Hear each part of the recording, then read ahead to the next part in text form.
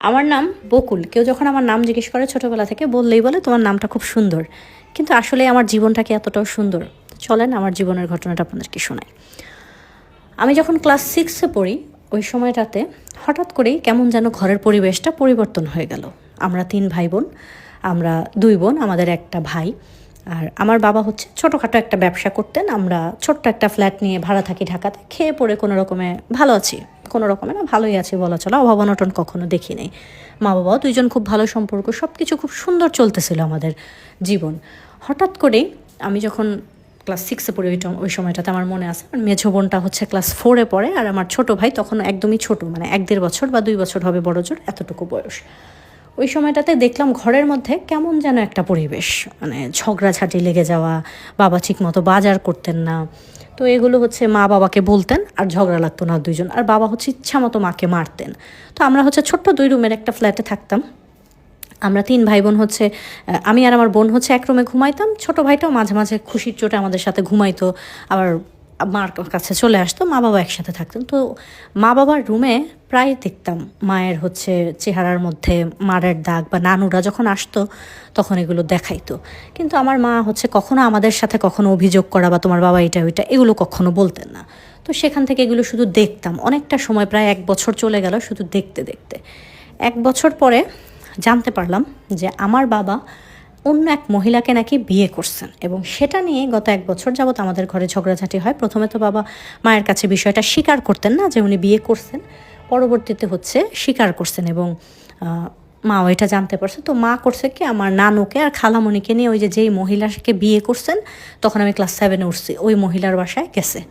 যে ওই মহিলাকে বাবা আলাদা বাসায় নিয়ে দিছে, সব কিছু চলতেছে। তো ওখানে গেছে, যাওয়ার পরে এক কথায় 2 কথায় মহিলার সাথে ঝগড়াঝাটি করে মা মনে হয় মহিলাকে একটু মারছে। তো ওই মহিলা আবার, বাবা আসছে পরে বিচার দিছে। বিচার দেওয়ার পরে বাবা এসে মাকে ইচ্ছা মতো মারছে। তো পুরো হচ্ছে একদম মানে খুব খারাপ পরিস্থিতি, গালাগালি করা, নোংরা ভাষায়। যখনই বাবা বাসায় আসে ওই দিনই একটা ঝগড়া হয়, আর হচ্ছে মাকে মারবেই এরকম। তো আমি হচ্ছে না মনে মনে, তখন তো 7-এ পড়ি, একেবারেও ছোটো না, মনে মনে শুধু দোয়া করতাম বাবা আজকে যেন বাসায় না আসে, আল্লাহ বাবা যেন আজকে বাসায় না আসে, এরকম করতাম। তো যেদিন না আসতো ওদিন অনেক খুশি থাকতাম। মা আমাদের সাথে ঘুমায় থাকতো, আমরা 4 জন একসাথে ঘুমায় থাকতাম, কোনো অশান্তি নেই ঘরে, এই জিনিসটা আমরা ফিল করতাম। তো যখন হচ্ছে আমার মাকে আমার বাবা মারতো বা মা চিৎকার করে করে কান্না করতো, তখন আমার ভাইটা ছিল মাত্র 2 বছর, বললাম 1.5-2 বছর বয়স। ওনা খুব ভয় পেতো। ও ভয় পাইতে পাইতে একটা সময় এমন হয়েছে, ও বাবাকে দেখলেই চিৎকার করতো, এবং বাবাকে দেখলে লুকায় থাকতো, গিয়ে আমার রুমে গিয়ে লুকায় থাকতো, আমাকে বলতো আপনি কোলে নাও, এরকম। তো ওখান থেকে হচ্ছে আমরা দেখলাম যে আমার ভাইটা কেমন যেন হয়ে যাচ্ছে, বাবাকে এখন আর পছন্দ করে না। ছোটোবেলায় যেরকম বাবা কোলে নিত, দোকানে যেত, বাবা ওইরকম আমাদের সাথে এখন আর কথাবার্তাও বলেন না। বাসায় আসছে, যেদিন আসে ওদিন খুব রাতে আসে, আসলেই মার আর বাবার ঝগড়া। মাকে হয়তো মারধর করে, বাবা পরদিন সকালে চলে গেছেন, 2-3 দিন আসেন না, এরকমই জীবন চলতেছে। কিন্তু তখন থেকে যেটা আমাদের জীবনে শুরু হইলো, মানে যোগ হইলো এই অশান্তির সাথে, সেটা হলো ওই যে ওই মহিলার বাসায় গেছে। তখন থেকে বাবা হচ্ছে আমাদের যেই খরচ দিতেন, এর আগে আমাদের 5টা পুরা দিতেন, কিন্তু বাবার খুব কষ্ট হচ্ছিল। ওনার ছোট্ট একটা ব্যবসা ছিল, সেখান থেকে 2টা ফ্যামিলি ম্যানেজ করা, 2টা বাসা ভাড়া দেওয়া একটু কষ্টই হয়ে যাচ্ছিল। তো সেটা নিয়ে মার সাথে দ্বন্দ্ব হচ্ছিল। বাবা মাকে বলতেছিলেন যে ওই যে একতলা যে বাসাগুলো থাকে না, একসাথে অনেকগুলো ঘর থাকে, ওইরকম যে একটা বাড়িতে ঘর নিতে, একটা রুম নিতে। বাবা তো এরকম আসেন না, এই জন্য একটা রুম নিতে, বাবা 2 রুমের ভাড়া দিতে পারবেন না, এগুলো নিয়ে তাদের খুব ঝগড়া হইতো। যাই হোক, তো তখন হচ্ছে বাবা এগুলো নিয়ে খুব রাগারাগি, ঝগড়াঝাটি মার সাথে। এর মধ্যে আমার ওই যে নানু বাড়ি আবার ছিল ওই এলাকাতে, আমার নানুরাও ভাড়া থাকেন ওখানেই।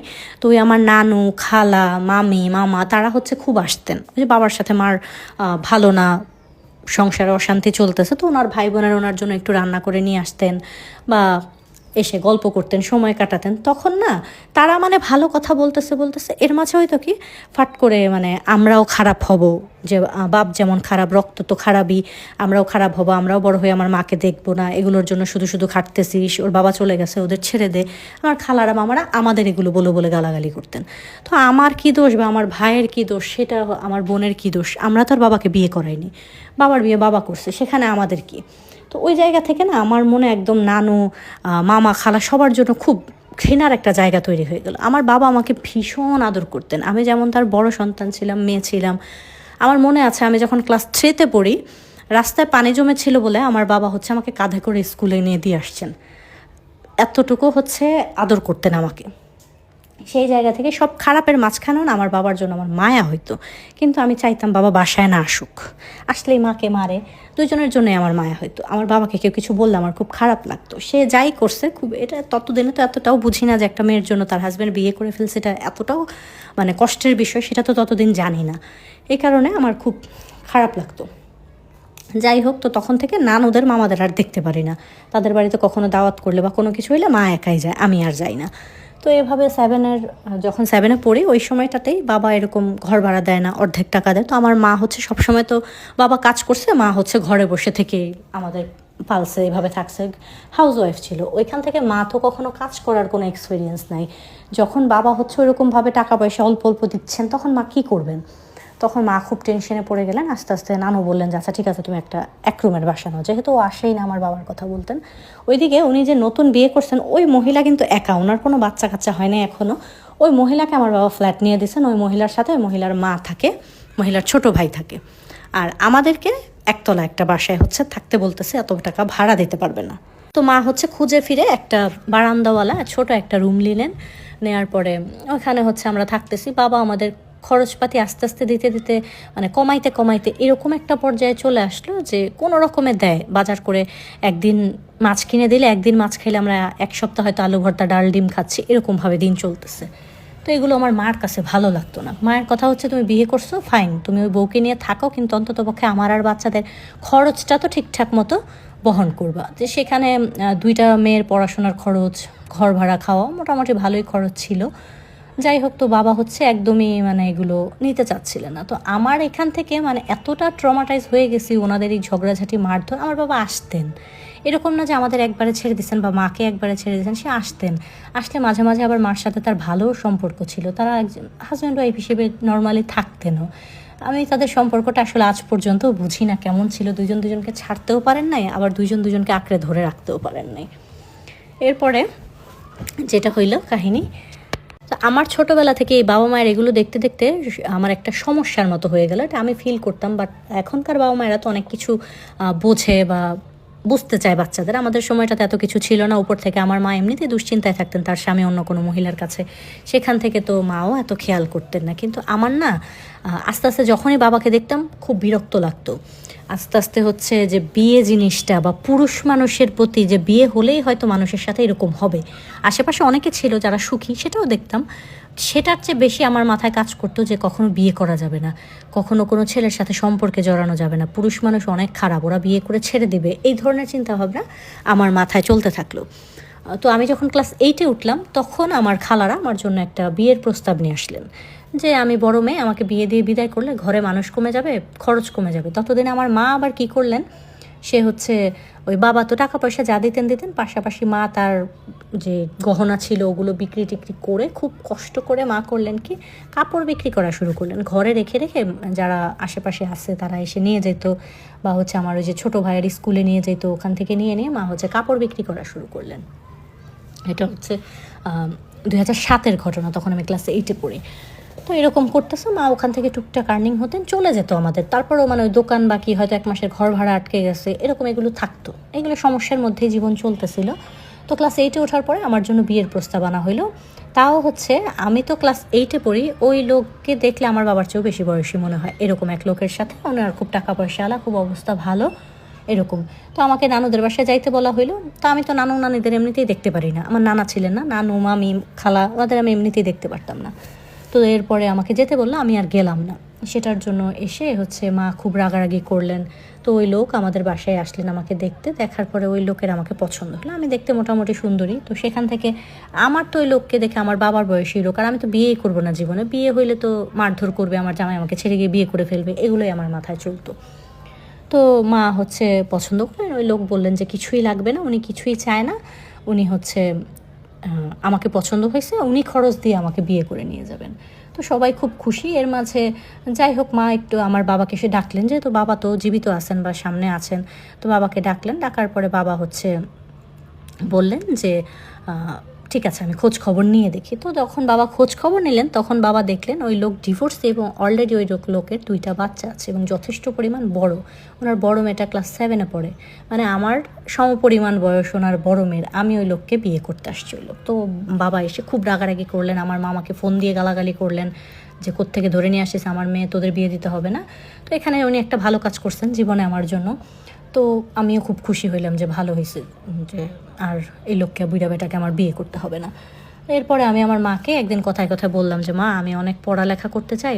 আমার মা আবার পড়াশোনা ওরকম জানতেন না, ক্লাস 5 পর্যন্ত পড়তেন। তো আমি বলতাম তুমি যদি অনেকটা পড়াশোনা করতা এখন তোমাকে কাপড় বিক্রি করতে হইতো না, তুমি একটা ভালো চাকরি করতে পারতা। আর তা আমি অনেক পড়াশোনা করতে চাই, জীবনে চাকরি বাকরি করে তোমাকে নিয়ে অনেক ভালো থাকবো, এরকম বলতাম। তো মা বলতো আচ্ছা পড়াশোনা করো দেখি। তো এখনকার বাচ্চারা যেরকম মায়েদের সাথে খুব খোলামেলা কথা বলতে পারে, সব কিছু শেয়ার করতে পারে, আমরা এতটা পারতাম না। তো হচ্ছে যতটুকু পারতাম মাকে এটা বুঝাইলাম যে আমি পড়াশোনাটা করতে চাই। পড়াশোনায় মোটামুটি অনেক ভালোই ছিলাম। এরপরে পড়াশোনা করতে থাকলাম, বাবাও এরকম দিলে দেয় টাকা পয়সা, না দিলে না দেয়। আস্তে আস্তে বাবার অবস্থাটা এতটাই খারাপ হয়ে যাচ্ছিল যে উনি মাসে আমাদের 2-3 হাজার টাকা দিত মনে হয় 20 বার ভাবতেন, এরকম অবস্থা। আমাদের সাথে ওইরকমভাবে কথা বলতেন না। আস্তে আস্তে এই বাড়িতে আসাই ছেড়ে দিচ্ছিলেন, মানে 15 দিনে একদিন আসতেন, আসলে একটু বাজার করে নিয়ে আসতেন, এরকমই চলছিল। বাকি তো মা নিজেও ওই যে কাপড় টাপড় বিক্রি করতো সেখান থেকে মা হচ্ছে চলতে পারতো। তো মাও আর প্যারা নিত না বাবার জন্য, কিন্তু মা খুব কান্না করতো। আমার মাকে আমি মনে হয় আমি যতদিন ছোট ছিলাম তখন তো দেখতাম, এখন পর্যন্ত মাঝে মাঝে আমার মা আমার বাবার জন্য কান্না করেন। যাই হোক, তো তখন আমি হচ্ছে বড় হইতে থাকলাম, মাই টাকা পয়সা দিলেন পড়াশোনার, মাঝে মাঝে বাবাও দিতেন মিলেমিশে। এরপরে আমার এসএসসি পরীক্ষার যখন সময় আসলো, এসএসসি পরীক্ষায় তো রেজিস্ট্রেশন করতে হয়। তো ওইখানে অনেক মোটামুটি 2500-3000 টাকার প্রয়োজন ছিল। বাবার কাছে চাইলাম, বাবা না করে দিল। তো মায়ের ছোট্ট একটা কানের দুল ছিল, সেটা বিক্রি করে, এমনিতে তো বড় জিনিস বিক্রি করে হচ্ছে ব্যবসা শুরু করছেন, ওইটা একটা মায়ের কানেই ছিল, ওইটা মা বিক্রি করে দিলেন। বিক্রি করে টাকা দিলেন যে আমাকে পরীক্ষা দেওয়ার জন্য। এরপরে এসএসসি পরীক্ষা দিলাম রেজিস্ট্রেশন করে, পরীক্ষায়ও খুব ভালো রেজাল্ট হইলো। এখন কলেজে ভর্তি হবে, এখন মা হাঁপায় গেছে, মার কাছে তো আর কিছু নাই। মা বলতেছে মারে আমি আর পারবো না তোকে কলেজে ভর্তি করতে, তোর বাপের কাছে চায়া দেখ, যদি দেয় দিবে, না দিলে আর তোর পড়াশোনার দরকার নেই। আমি হচ্ছে বল কিভাবে করবো, আমি অনেক বুঝাই বলছে যে আমি কোত্থেকে পাবো, আমি তোর বাবার সংসারে টাকা দেয় না, সবাই খাওয়া দাওয়া, এরকম বললো। তো আমি খুব কান্না করতাম। হঠাৎ এরকম কান্নাকাটি করতেছে, ওইদিকে সবাই কলেজে ভর্তি হয়ে গেছে, একদম শেষের দিকে চলে আসছে সময়। তখন আমার বাবার এক ফ্রেন্ড, উনি হচ্ছেন দুবাই থাকেন অনেক বছর যাবৎ, এরপরে উনি আবার সৌদি আরব গেছেন। তো ওখানে উনি আসছে আমাদের বাসায়। তো উনি যে আমরা হচ্ছে আমার নানুরাও এই এলাকাতে থাকে, আমার মায়ের বিয়ের পর থেকে আমার মা হচ্ছে এই এলাকাতে থাকে অনেক বছর যাবত। আর ওই যেই বাসাটাই হচ্ছে আমরা বললাম যে আগে থাকতাম, বাবা বিয়ে করছে, ওই বাসাটাই হচ্ছে আঙ্কেল চিনতো। তখন আঙ্কেল দেশে এসে দেখা করে গেছে। তো আঙ্কেলের কাছে বাবা হচ্ছে ফোন নাম্বার চেঞ্জ করছে, যার কারণে ফোন নাম্বারটা নাই আঙ্কেলের কাছে। তো আঙ্কেল হচ্ছে আসছে, ওই বাসাটা আসছে, পরে আমার বাবার কথা জিজ্ঞেস করছে, তো আমাদের বাড়িটা দেখাই দিয়ে গেছে। তো আঙ্কেল এসে বসে আছে, তো আমার ওনার কথা তেমন একটা মনে নাই উনি কবে আসছে বা কি। উনি এসে বসে আছে, বসে থেকে জিজ্ঞেস করলো যে মা কোথায় বা বাবা কোথায়, কী হয়েছে না হয়েছে। তখন আমি বললাম যে এরকম এরকম, আমাকে জিজ্ঞেস করলো পড়াশোনার কথা। তো উনি আসার পরে আমার মা আসলেন, আসার পরে আমি জানতে পারলাম যে উনি আমার বাবার ফ্রেন্ড। তো মা হচ্ছে দেখলাম খুব কান্নাকাটি করে ওনাকে বলতেছে এরকম এরকম, ভাইও হচ্ছে বিয়ে করছে, এখন ওই মহিলাকে নিয়ে থাকে, হ্যান ত্যান। তো মায়ের কাছ থেকে বাবার ফোন নাম্বারটা নিলেন। তারপরে এক কথায় দুই কথায় মা হচ্ছে বলতেছিল যে মেয়েটা দেখেন পরীক্ষা দিবে, মেয়েটা পরীক্ষা দিছে, এত ভালো রেজাল্ট করছে, মেয়েটাকে হচ্ছে কলেজে ভর্তি করতেছে না। 2008 সালে কলেজে ভর্তি করতেছে না মেয়েটাকে, ও এরকম করতেছে, একটা টাকা দেয় না, আমি কোথায় পাবো টাকা পয়সা। তো ওই আঙ্কেল মাকে হচ্ছে 5000 টাকা দিলেন। ওই সময়টাতে 5000 টাকা অনেক কিছু। তো 5000 টাকা দিয়ে বললেন যে আপনি হচ্ছে ভাবি আগে ওকে কলেজে ভর্তি করেন। তো বাবার সাথে ফোন দিলেন, বাবা আর এই বাসায় আসলেন না, ওনাকে ওই বাসায় যেতে বললেন। উনি ওই বাসায়ও গেলেন, ওই মহিলার সাথে দেখা সাক্ষাৎ করলেন। তো ওই আঙ্কেলের টাকায় আমি হচ্ছে কলেজে ভর্তি হইলাম। তো কলেজে ভর্তি হয়েছি, কলেজ যাইতেছি, পড়াশোনা করতেছি। প্রথমে কলেজে ভর্তি হইলাম, এখানে সম্ভবত 3500 টাকা ছিল কলেজের, বা 3000 টাকা ছিল কলেজের ভর্তি ফি। বাকি টাকা দিয়ে আমি হচ্ছে ড্রেস বানাইলাম, একটা ব্যাগ কিনলাম, এরকম। যাই হোক, কলেজ শুরু হয়ে গেল। তখন ওই আঙ্কেলের ফোন নাম্বারটা আমার মায়ের কাছে দিয়ে গেলেন। এরপরে আমি দেখতাম যে প্রায় ওই আঙ্কেল হচ্ছে মাকে ফোন করে। তো মাকে ফোন করতো, মার সাথে কথাবার্তা বলতো, বা ঈদ আসলে আঙ্কেল না আমাদের জন্য টাকা পাঠাইতো। ওর পরের বছর একটা ঈদই ছিল, যে বছরের আমি কলেজ ভর্তি হলাম, ওই বছর ঈদে দেখলাম আঙ্কেল আমাদের জন্য টাকা পাঠাইছে কাপড় টাপড় কেনার জন্য। আমার বাবা তো বিয়ে করছে পর থেকে কবে যে শেষ আমাদের ঈদে কাপড় কিনে দিছে সেটাও মনে নাই। যাই হোক, তো সেখান থেকে আঙ্কেল টাকা পাঠাইছে, খুব ভালো ভালো কাপড় চোপড় কিনলাম, প্রায় 10,000 টাকার মতো আঙ্কেল পাঠাইছে। ঈদ চলে গেল, রোজার ঈদ চলে গেল। কোরবানির ঈদের পরে আমরা শুনলাম আমার মা বলতেছে যে মা পাসপোর্ট করবে, মা দেশের বাইরে চলে যাবে। আমাকে বলতেছে যে তুমি এখন বড় হয়ে গেছো, কলেজে পড়ো, তোমরা নানুদের বাসায় থাকবে, মানে নানুরা যে বাসাটায় ভাড়া থাকে ওই বাসাটা একটা রুম নিয়ে দেবে, ওই বাসায় আমরা নানুদের সাথে থাকবো, নানুদের সাথে টাকা পয়সা দিয়ে দেবে, খাওয়া দাওয়ার ওখানে আমরা করবো, মা টাকা দিয়ে দেবেন, ওনাদের সাথে আমরা থাকবো। তো তখনও মা পাসপোর্টও করে নাই, কিছুই করে নাই। আমি বললাম যে আচ্ছা ঠিক আছে, তুমি আগে ব্যবস্থা করো, আগে দেখো যাওয়ার টাকা পাইবা কই। তো বললো তোমার ওই আঙ্কেল টাকা দিবে, উনি বলছে যে ভাবি আর বাচ্চাদের নিয়ে কতদিন কষ্ট করবেন, আপনি বিদেশ চলে আসেন। ফাইন। তো বললাম যে আচ্ছা ঠিক আছে তাহলে তুমি যাও। তো মা টাসপোর্ট করে একদম 2-3 মাসের মধ্যে আমার মা সব কিছু ঠিকঠাক হয়ে গেল, মা সৌদি আরব চলে গেল। কিন্তু আমি আর নানুদের বাসায় গেলাম না। মাকে বুঝাইয়া বললাম যে আমরা এই বাসাটাতেই থাকি, আমি রান্না টান্না করে খেতে পারবো, তুমি পাঠায়ও, বাজার সদাই দরকার পড়লে নানু একটু করে দিবেন, আর বাবা তো আছে, বাবা তো করবে। তো আমার মা যে দেশের বাইরে চলে যাচ্ছে কথাটা আমার বাবাকে বলে নাই, বা বাইরের মানুষ কেউই জানতো না। আমরা ঘরে, আমি, আমার মা, আমার ছোটো বোনও এরকমভাবে জানতো না, কারণ ও শুনলে কানাকাটি করবে যে মা কেন যাবে আমাদের রেখে। আর ছোটো ভাইটা তো তখন ছোটোই, ও স্কুলে পড়ে। যাই হোক, তো এভাবে মা চলে গেলেন। চলে যাওয়ার পরে তো পুরো সংসারটা পড়ে গেল আমার কাঁধে। এর মাঝে 2-1বার আমি কিছু মানুষের কাছ থেকে প্রেমের প্রস্তাব পাইছি, কিন্তু কখনো ওই যে ছেলেদের ভাল লাগে না বা বিয়ে করলে আমাকে ছেড়ে দেবে, এটাই আমার মাথায় চলতো। তো যার কারণে আর প্রেমটা ওইরকমভাবে করা হয়ে ওঠে নাই কখনো। তো মা চলে গেছেন, ওখান থেকে আমি কলেজে যাই। আমি আবার একটা টিউশনি পড়াইতাম, যে বাসাটা থাকতাম ওই বাসার একটা বাচ্চাকে পড়াই, আমার ছোট ভাই বোনকে ঘরে পড়তে বসাই, রান্না করি, কত কাজ সব কিছু করে নানু বাজার করে দিয়ে দেয়। আমিও মাঝে মাঝে ওই যে কলেজ থেকে আসার সময় বাজারের উপর দিয়ে আসলে কিনে নিয়ে আসি, যেটা খাবো বাবাকে বলি, বাবা কিনে দেয়। কিন্তু বাবা খুব রাগ, কেন মা দেশের বাইরে চলে গেল, ফোন করে মাকে অনেক নাকি গালাগালি করছে। এগুলো মা আবার আমাকে ফোনে বলছে যে কেন গেল, সে খারাপ কাজ করতে গেছে, এই ধরনের কথাবার্তা। তো আমার বাবা নিজেই মানুষের কাছে বলতেন যে আমার মা দেশের বাইরে গেছে পতিতাগিরি করতে, এই ধরনের কথাবার্তা বলতেন। মা হাউস হেল্পিংয়ের কাজ করার জন্য সম্ভবত গেছিলেন দেশের বাইরে। যাই হোক, তো এভাবে চলতে থাকলে সময় আস্তে আস্তে, তো মা যাওয়ার প্রায় 3-4 মাসের মাথায় একদিন একটা লোক রাস্তায় দাঁড় করে, লোক বলতে উনি আমাদের এলাকার, ওনাকে আমি দেখছি অনেকবার, কিন্তু কথা হয় নাই কখনো, বা ওনাদের কোন বাড়ির কি এগুলো জানি না, কিন্তু ওনাকে প্রায়ই দেখি রাস্তায় মোড়ে বসে বসে আড্ডা দেয়, থাকে না হাঁটতে হাঁটতে চোখ পড়ে যাওয়া, ওই জায়গা থেকে তাকে চিনি। তো একদিন আমি কলেজ থেকে হেঁটে হেঁটে আসতেছি, ওই লোক ফাট করে আমার সামনে এসে আমাকে জিজ্ঞেস করতেছে তুমি আমাকে চেনো? তো আমি বললাম কি না, চিনি না। বলতেছে কেন চেনো না? আমি কিছুই বলি না, আমি জাস্ট চুপ করে তাকায় আছি। তখন উনি বলতেছে যে ওনার নাম রাশেদ। তো উনি বলতেছে যে তুমি আমাকে চেনো না, আমি এইখানে সবসময় বসে থাকি, তুমি এই যে এখান দিয়ে তোমার নানু বাড়ি যাওয়া আসো, তো তুমি আমাকে দেখো না? তো আমি বলি যে না, কখনো দেখিনি। তো বলতেছে আমার নাম রাশেদ, আমি কিন্তু তোমাকে খুব পছন্দ করি, এটা কি তুমি জানো? তোমাকে আমি 2-3 বছর যাবৎ দেখতেছি, তোমাকে আমার বেশ ভালো লাগে, তোমাকে কিন্তু আমি বিয়ে করবো, এরকম সে খুব ফ্র্যাঙ্কলি সব কিছু বলতেছে। তো আমি জাস্ট হয়ে তাকায় আছি, কী বলতেছে এই লোক, সে আমাকে বিয়ে করবে?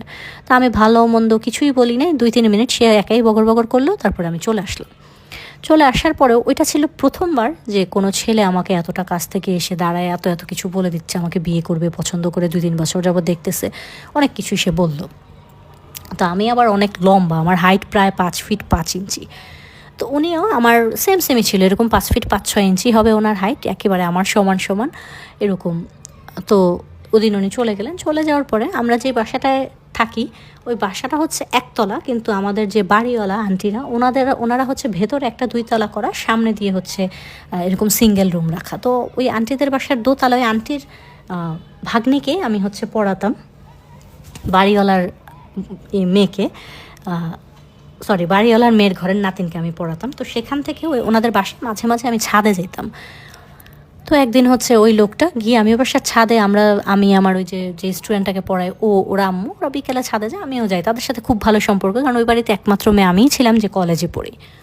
সবাই বেশিরভাগ চাকরি টাকরি করতো বা বিয়ে হয়ে গেছে ছোটো বয়সে, এরকমই ছিল। তো ওখানে ওই আন্টির সাথে আমার খুব ভালো সম্পর্ক হওয়ার কারণে প্রতিদিনই ছাদে যেতাম। তো ওখানে ছাদে যাওয়ার পরে দেখতেছি ওই লোকটা, ওই যে আন্টির যে ভাই, মানে বাড়িওয়ালার ছেলে, ওনার সাথে ওনারা দুজন বসে বসে কথা বলতেছে। তো উনি আমাকে এসে জিজ্ঞেস করতেছে, এই তুমি কোন ক্লাসে পড়ো? তো আমি বললাম যে ফার্স্ট ইয়ারে পড়ি। তো অনেক কথাবার্তা ওই দিন হলো সামনে থেকে কথাবার্তা হওয়ার পরে প্রায় সন্ধ্যা হয়ে গেছে, আমি নেমে যাচ্ছি। তো উনি করলো কি, আমার পেছন পেছন নামতেছে। ওনারা 2 ভাই বোন ছাদে পেছন পেছন নামতে নামতে বললো যে তুমি ফোন ইউজ করো? তো আমি বলি হ্যাঁ করি। তো বলতেছে নাম্বারটা দাও। আমি না আর ওনাকে নাম্বারটা দিলাম না, আমি কিছু না বলে আমি খুব দ্রুত নেমে দৌড়ে আমাদের ঘরে চলে গেলাম।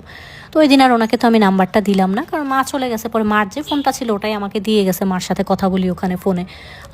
তখন পর্যন্ত এটা হচ্ছে 2008-এর ঘটনায়। তখন পর্যন্ত 8-এর না 9-এর দিকে, 9-এর প্রথম দিকের হবে। তখন পর্যন্ত হচ্ছে স্মার্টফোন কেনা হয় নাই আমাদের।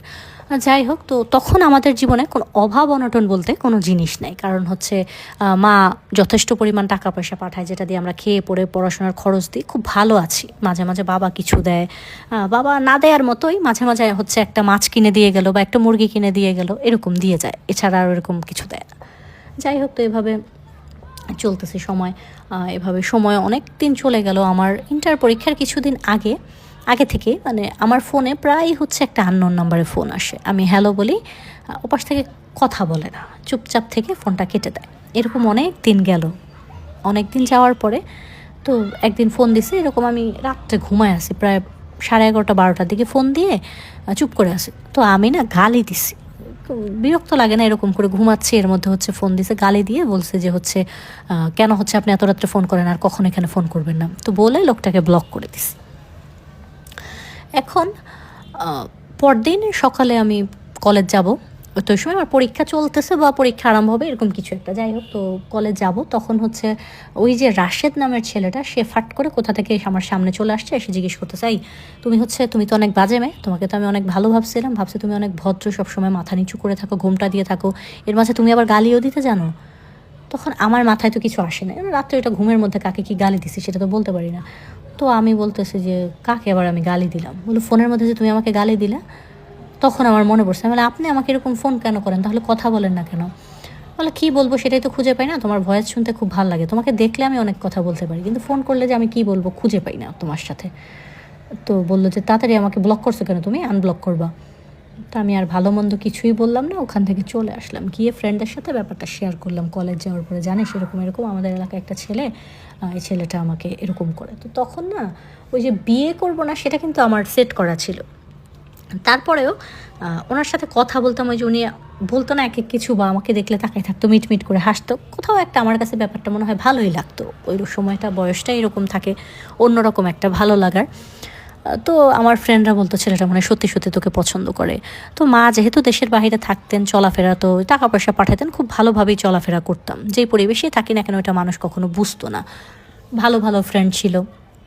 তো এরকম বেশ কিছুদিন চলার পরে একদিন ওনাকে আমার দেখলাম, যে রাশেদ নামের ছেলেটা, উনি আমার কলেজের সামনে দাঁড়ায় আছে। তো এখন যেভাবে হচ্ছে অ্যাভেলেবেল মানুষ হচ্ছে একটু কথা বলবো, চলো হচ্ছে কফি শপে বসি আড্ডা দিয়ে, ওই সময়টাতে ছিল, বাট এতটাও মানুষ যাইতো না। তো উনি হচ্ছে একটা চাকরি করতো, কিছুদিন একটা চাকরি করে ছেড়ে দেয়, ঘুরে ফিরে এরকম। পড়াশোনা ওনার শেষ হয়ে গেছে অলরেডি, কিন্তু উনি কোনো চাকরি বাকরি করে না, থাকে না বাপ মায়ের যে ভাদাইমা 2-1টা ছেলে থাকে না, যে চাকরি করতেছে 2 মাস করলো, ভালো লাগলো না ছেড়ে দিল, এই টাইপের একটা ছেলে উনি। মাঝখানে উনি 5-6 মাস চাকরি করছেন, যার কারণে উনি 5-6 মাস আমাকে এরকম ডিস্টার্ব করেন নাই। এরপরে আবার উনি আমাকে ফোন নাম্বার অ্যারেঞ্জ করে বাসায় আজাইরা আমাকে আবার ফোন করতেছেন। তো এসে বলতেছে যে আমি তো নতুন একটা চাকরি পাইছি বুঝছো। এমনিতেই আমি হাঁটতেছি, তো আমি বেশিরভাগ সময় হেঁটে হেঁটে আসতাম, আমাদের অনেক দূরে ছিল না, আমার কলেজের কিছুটা দূরে ছিল বাসা, হাঁটলে আসা যায় 20 মিনিটের মধ্যে। তো হেঁটে হেঁটে আসতাম, ভাল লাগতো, আমরা সব ফ্রেন্ডরা কথা বলতে বলতে ছুটির সময়। তো হাঁটছি, সেও হাঁটতেছে, বলতেছে যে নতুন একটা চাকরি হয়েছে জানো, এখন হচ্ছে যেতে ইচ্ছে করতেছে না চাকরিটায়, কিন্তু কী করবো, চাকরি যদি না করি বাবা মা তো বিয়ে করাবে না। আমি কিছুই বলি না। তো আমার বান্ধবী ও বলতেছে যে বিয়ে না করাইলে কইরেন না, তাহলে আপনার এত বিয়ের তারা থাকলে তো আপনার খুব দ্রুত চাকরিতে চলে যাওয়া দরকার, এখানে এসে আমাদের কেন শোনাইতেছেন? বলতেছে আমি চুপ করো, তোমাকে শোনাইতেছি, আমি ওর সাথে কথা বলতেছি, বোঝো না তুমি? তো আমি মানে এইরকম সিচুয়েশন খুবই আমার জীবনে কম। ওনাকে দেখলে না আমি একদম স্তব্ধ হয়ে যেতাম, আমি যে কী বলবো কী করবো কিছুই আমার মাথায় থাকতো না, আমি জাস্ট চুপ হয়ে থাকতাম এরকম। তো আমি বলতেছি তো আমাকে এটা কেন বলতেছেন? অনেকক্ষণ পরে আমি বলতেছে যে আরে একটা নতুন চাকরি হয়েছে, চলে যাব, ভাবলাম তোমাকে একটু দেখে যাই, তোমার সাথে একটু কথা বলে যাই, তুমি তো আমাকে আনব্লক করলা না। তখন আমি ওনাকে আনব্লক করিনি। তো বলতেছে আনব্লক তো করলা না, দেখি ফোনটা দাও। তো উনি হাতে নিয়ে ফোনটা আনব্লক করে দিল। বললো যে আমি তোমাকে রাত্রে ফোন করবো, হ্যাঁ, আমি সারাদিন কাজ করে এসে রাত্রে যদি তোমার সাথে একটু কথা বলি তাহলে একটু এনার্জি পাবো। তো আমার বান্ধবী এটা নিয়ে হাসতেছে, এটা ওটা খোঁচা মেরে মেরে ওনাকে বলতেছে, আর উনি ওগুলো গায়ে মারতেছে না, আর আমি চুপ করে আছি। উনি আর আমার বান্ধবী কথা বলতেছে, মাঝখানে আমি হাঁটতেছি। তখন উনি বললো যে আচ্ছা ঠিক আছে, আমি তো আজকে চলে যাব ওখানে, চিটাগংয়ে সম্ভবত ওনার একটা চাকরি হয়েছে, উনি হচ্ছে চলে যাবে। তো বললো আজকে আমি চিটাগং চলে যাব, আমি তোমাকে গিয়ে ফোন করব, কালকে থেকে হয়তো অফিস আছে, অফিস করে রাত্রে এসে আমি তোমাকে ফোন করব, ফোন হাতের সামনে রাখবো, আমার সাথে কথা বলবা। তো আমি ঠিক আছে বলবো কথা। উনি চলে গেলেন। পরে 3-4 দিন চলে গেল, ওনার আর আমাকে ফোন করার কোনো খোঁজ খবর নেই। তো ভালো কথা, ফোন দিলে দেখ, না দিলে না দেখ। আমি হচ্ছে এগুলো নিয়ে খুব হাসতাম। তো ওই যে আন্টি বললাম বাড়িওয়ালার যে মেয়ের, ওনাকে আমি এসে বলতাম যে এরকম জানেন আজকে রাশেদ ভাই এগুলো এগুলো বলছে। তো ওনারা সবাই জানতেন ঘরের যে রাশেদ ভাই আমাকে পছন্দ করে। ওনার ভাইয়ের কাছে বলছে, ওনার ভাই হয়তো ঘরে বলছে। তো ওই আন্টি খুব খুশি ছিলেন যে হচ্ছে রাশেদ ভাইরা হচ্ছে ওখানকার ওই যে এলাকাটাতে আমরা থাকতাম ওখানকার স্থানীয় মোটামুটি একটা প্রভাবশালী পরিবার। প্রভাবশালী বলতে খুব ভালো একটা ফ্যামিলি ব্যাকগ্রাউন্ড ওনাদের। আর হচ্ছে ওই আন্টি এর জন্য খুশি ছিলেন যে আমার তো, আমি পড়াশোনায় ভালো, দেখতেও ভালো, এরকম একটা ফ্যামিলি ব্যাকগ্রাউন্ড, যদি রাশেদ ভাইয়ের মতো একটা ভালো ফ্যামিলিতে যেতে পারি আমার জীবনটা সুন্দর হবে, এটার জন্য আন্টি হচ্ছে খুব হ্যাপি ছিলেন রাশেদ ভাইকে আর আমাকে নিয়ে। যাই হোক, তো উনি করলেন কি, চলে গেলেন যে চিটং যাওয়ার পরে 2-3 দিন হয়ে গেছে, ফোন নাই কোনো। আমি আর ফোন দিই না, ওনার নাম্বারও আমার সেভ করা নাই, কারণ এর আগে ফোন দিত, এটা নাম্বারটা কিছুটা মুখস্থ হয়ে গেছিলো, বাট সেভ করি নেই। এরপরে 3-4 দিন পরে একদিন রাত্রে 10টার সময় সে ফোন দিছে। ফোন দেওয়ার পরে আমি, আমাদের ছোট্ট একটা বারান্দা আছে, ওখানে আমরা ভাত খাই, ভাত খাওয়ার যে খাবার দাবার রাখা হয় ওইখানটায় আমি এমনিতে দাঁড়াইছিলাম। তো ওখানে ফোন আসলো, আসার পরে কথা বলতেছি, কথা বলতে বলতে তখন সে বলতেছে যে তুমি কি এই যে আমি যে 3-4 দিন ফোন দিলাম না, তুমি তো আমাকে একটা ফোন দিলা না। তখন আমি বললাম আমি কীভাবে হচ্ছে আপনাকে ফোন দেবো, আমার কাছে আপনার নাম্বার নেই। তখন উনি বললো, উনি যখন যে আনব্লক করার জন্য, তখন নাকি উনি ওনার নামটা সেভ করে দিয়েছে। বললো আমি আমার নাম লিখে দেখো, তোমার ফোনে নাম্বার সেভ করে দিয়েছি, ফোন দেখোও না কখনো। তো বাটন ফোনে তো এখন তো কত কিছুই আছে, সাপ খেলা ছাড়া তো কিছুই আর দেখতাম না, তখনও বাটন ফোনে ছিল আমার কাছে। তো ওইখানে থেকে আর কি দেখবো যে ওনার নাম্বার সেভ করা নাকি। তো পরে আমি যখন খেয়াল করে দেখলাম যে হ্যাঁ আমি কথা বলতেছি, আমি তো ফোনটা রিসিভ করছি, রাশেদ নামেই ফোনটা আসছে। যাই হোক, তো ওখান থেকে আমি বললো তুমি আমাকে হচ্ছে প্রতিদিন ফোন করবা। আমি বলি যে আচ্ছা ঠিক আছে। কেন আচ্ছা ঠিক আছে সেটাও বললাম না। তো ওই দিন অনেকক্ষণ আমরা কথা বললাম, প্রায় 20-25 মিনিট। তো ওই সময়টাতে ফোনে তো মোটামুটি ভালো টাকা লাগতো, কিন্তু আবার বাংলালিংয়ের সিমে একটা ছিল যে FNF বলে একটা ছিল, যে ওইটা করলে 25 পয়সা মিনিট কাটতো, এরকম কিছু একটা। তো ফ্রেন্ডস অ্যান্ড ফ্যামিলির যে জিনিসটা থাকতো, তো সেখান থেকে হচ্ছে খুব হচ্ছে আমি ওনার সাথে, উনি খুব কথা বলতো। যাই হোক, এভাবে 1 সপ্তাহের মতো হচ্ছে ফোনটা 10টা 10:30 নাগাদ আসতো। উনি এটা ওইটা নানান কথা বলতো, সারাদিন এগুলো সম্বন্ধে জিজ্ঞেস করতো, এভাবে শেষ। তো যেদিন এরকম 1 সপ্তাহ কথা বলার পরে বৃহস্পতিবার রাত্রে ওই দিন ফোনটা আসলো হচ্ছে 11টা 11:30 দিকে। তো ওই দিন হচ্ছে আমার ফোনে প্রতি মাসে হচ্ছে মা একটা বড় অ্যামাউন্টের একটা টাকা পাঠাইতেন, যে সারা মাস হচ্ছে আমরা প্রয়োজন হলে কথা বলবো, মাকে মিস কল দিব, সেটার জন্য টাকা ওই সময়ে ওই টাকাটা আসছে। তো ছিল, তো আমাদের তো আত্মীয় স্বজন ওরকমভাবে কেউ নেই, আমার চাচা সবাই দেশে থাকেন, আর বাবার সাথে ওরকমভাবে এখন সম্পর্ক নেই। বাবা মাঝে মাঝে আসেন। এখন মা বিদেশ যাওয়ার পরে বাবার আচরণে একটু পরিবর্তন আসছে, বাজার করার পাশাপাশি উনি আমাদের খুব খেয়াল রাখেন, আমাদের কিছু প্রয়োজন হইলো কিনা, টাকা না দিলেও একটু খোঁজ খবর রাখেন, প্রতিদিন একবার এসে একটু ঘুরে যান, দেখে যান, এরকম। উনি ওনার ছোটো বউয়ের সাথেই থাকেন, ওখানে ওনার একটা মেয়ে হয়েছে।